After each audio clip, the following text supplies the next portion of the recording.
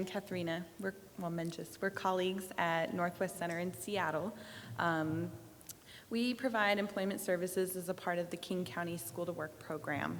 Is anyone in the room familiar with School to Work or not? I think most everybody is. Okay. So what we're going to do, we're going to get into why we're here today. Our path to today, talking to all of you about our School to Work expansion project, started back in 2010. In 2010, the King County School to Work program was in its 6th year, and an external evaluation report was being conducted by Dr. David Mank. He's the director of the Indiana Institute on Disability and Community. The review was conducted in efforts to survey and discuss the program's structure and success, and at the time our placement rates for our students were averaging about 60 to 75%, with a year of participation in the program. We were really pleased and celebrated that level of efficiency, but just like with every program, there's always opportunity for growth. And it was clear by Dr. Mank's suggestions and from the feedback of all of the collaborative parties involved, which include DDA, DVR, employment vendors, families, and schools, that there was one indisputable solution, and that is starting earlier, creating more time to spend with the participants. So as an agency, we at Northwest Center, we began to think more about the importance of time. Just think about a typical day and all of the small moments that occur. This moment right now is actually one that we would like to document, so we're going to take a quick selfie with all of you in the background.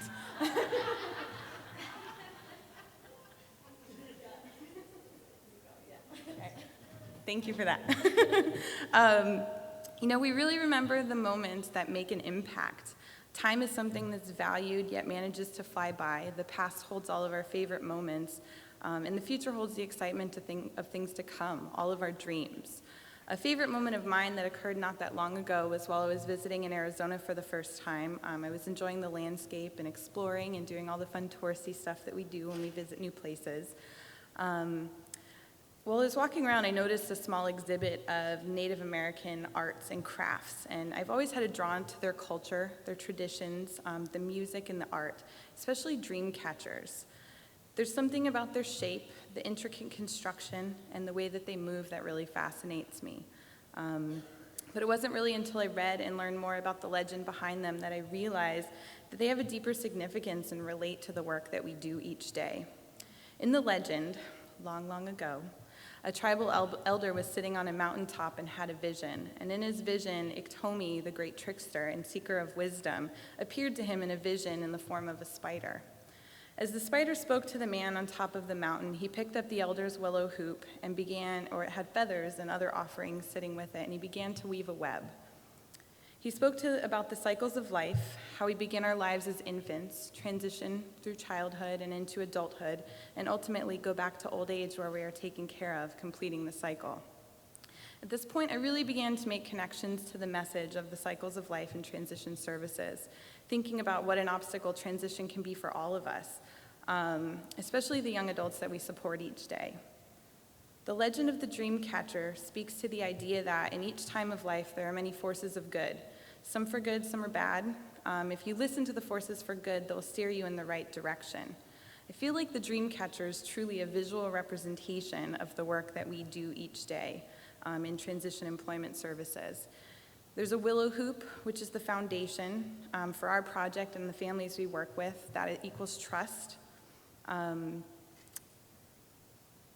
Connected to that, there's the web, the wisdom and the connection that comes with strong collaboration.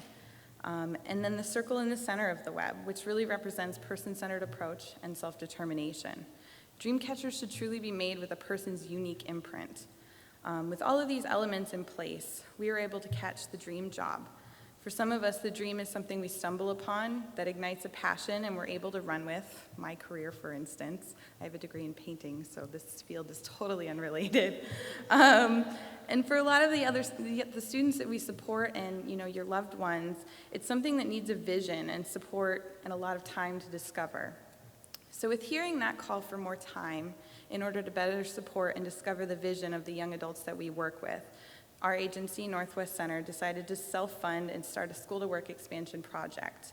Our goals over the last year have been, obviously, an extra year of time with the students to complete a thorough year-long assessment and get to really know the students and their abilities, and more outreach to families, build stronger collaborative, connected relationships with all parties involved in the project. And once we had our goals in place, the next obvious hurdle was money. Just to support this extended approach. Unfortunately, we quickly discovered there's no traditional funding models in place for this type of program. We knew that this extra year would really produce great results, and we weren't about to let the funding get in the way. In our field, the traditional way of thinking has been, how much money do you have, and this is what I can do with it. And we decided to say, this is really what we want to achieve. How can we make it happen? So we really got to work by collaborating with our development team and our grant writers, combining funds from our general operating budget, grants, and private contributions. We were actually able to make this project happen. We've got it set up for 2 years currently. And so Kathrina is going to tell you a little bit more. All right, on my level. So with funding in place, the next step in the process was to find a school to collaborate with. And so we wanted to be intentional with the school that we chose.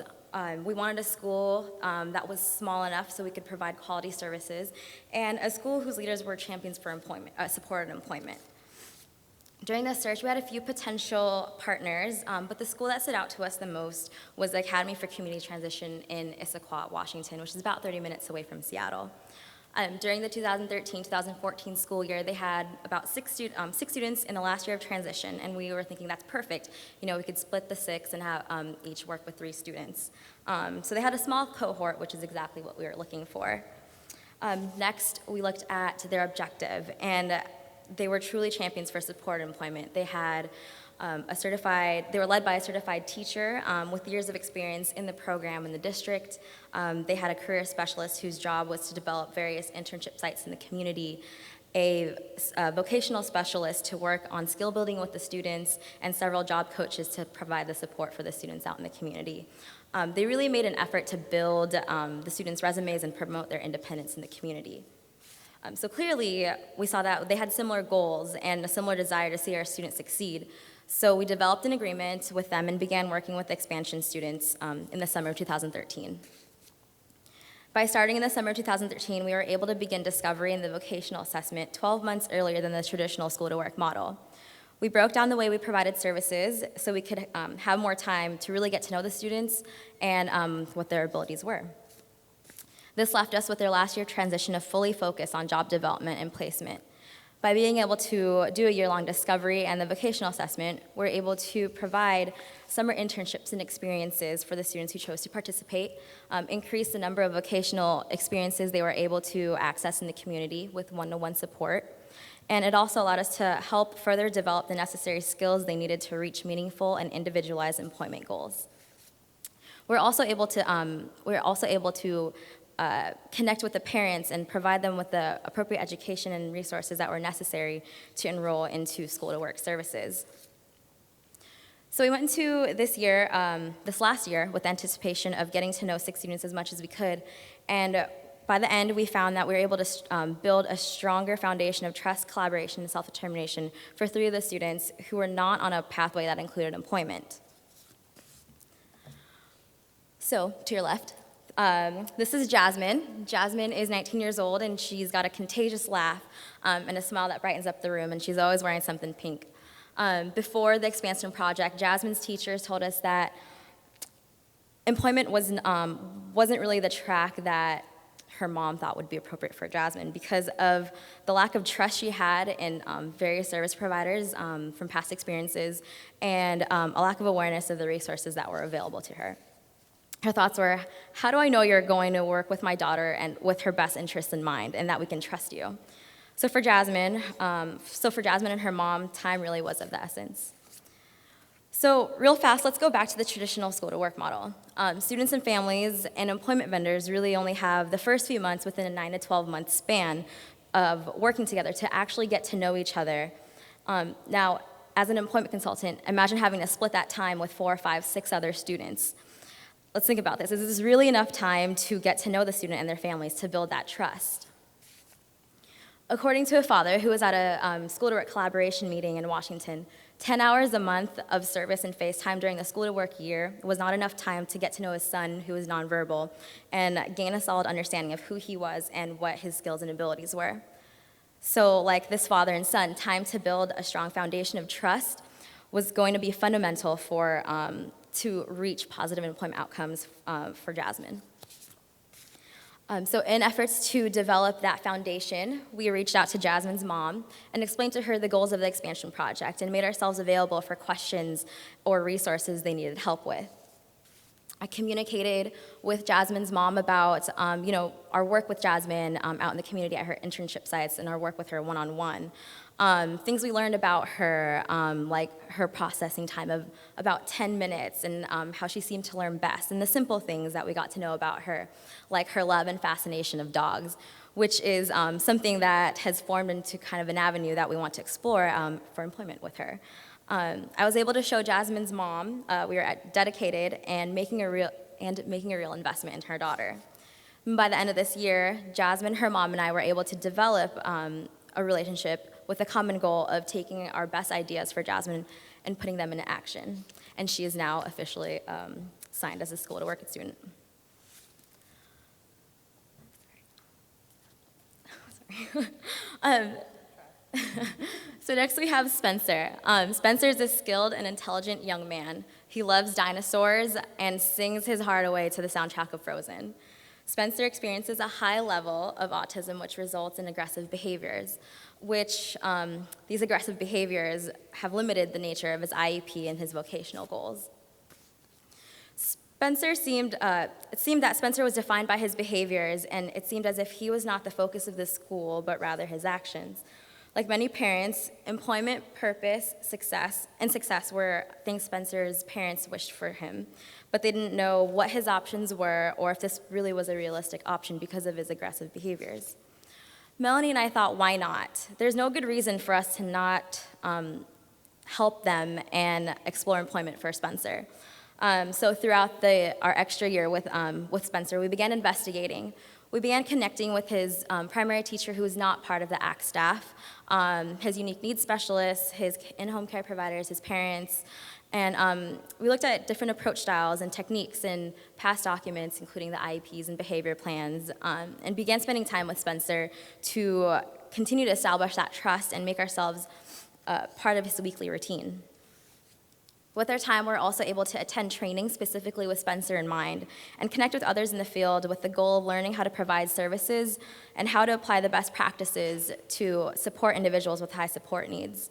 And in doing so, we were actually able to connect with a colleague from WISE to assist with technical assistance among a pool of resources we have available to us in Washington. The expansion project gave us the time to help Spencer and his parents sow their web of connections through collaboration. Like Jasmine, we are moving forward into the school to work year with a well-equipped team and connections to the appropriate resources. Lastly, we have LaDawn. LaDawn is a spunky young lady, and she loves her Starbucks, loves UW sports, and has a natural ability of working with children. Building a relationship and trust with LaDawn came easy. She was also connected with a good support system of friends, family, teachers, a boyfriend, and mentors in the child care field. But even though she had a good support system, her family life would occasionally fall unstable. During these times, LaDawn had to hold herself accountable and make decisions for herself, but she was never really taught or guided how to do so. She was always fed directions and kind of raised with a sense of entitlement. Throughout the year, I got to know LaDawn, observe her communication styles, her social skills, her self-advocacy skills, and by working together with LaDawn's teacher, we were able to provide suggestions and guide her through making the appropriate choices for herself, becoming a stronger self-advocate. LaDawn began taking the lead when it came to her employment goals. She voiced her interests in adding extra days at her volunteer site and took the initiative to seek out her supervisor and make that happen for herself. She even asked questions regarding how they got to the field and what the process was like. When we started, LaDawn's participation in the ACT program was uncertain because of the instability of her home life. Now, LaDawn has shown she is able to make choices for herself and has sifted through the good and the bad and has chosen the appropriate supports and resources to help her get to where she wants to be.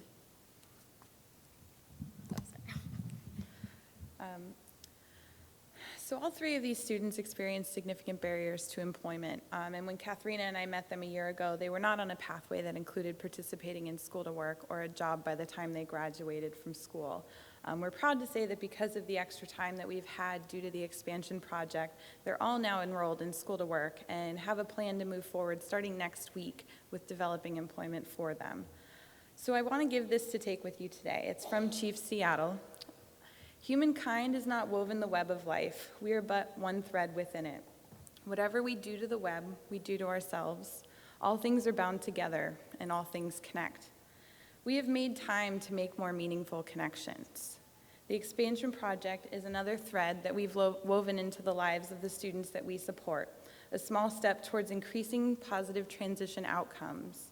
It's given us time, and with that, we are helping our people reach their goals, making good use of their ideas, and catching their dreams and their visions. Thank